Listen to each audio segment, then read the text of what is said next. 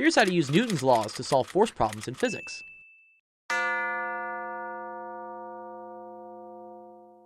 It turns out it doesn't really matter which direction we call positive, as long as it is the same direction for each block. In this case, I like to draw an arrow for the combined movement of both blocks, since they are attached together by a rope. Here we're going to call moving counterclockwise as positive.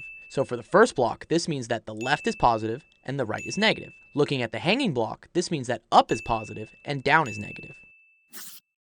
Now we write out the sum of the forces for each block in each direction and see where the variable is that we're trying to solve for. In this case, it's the force of tension. Now we need to be clever using physics and notice that any movement in the x direction for the first block is the same movement in the y direction for the hanging block. This is because the blocks are connected by a rope and move together.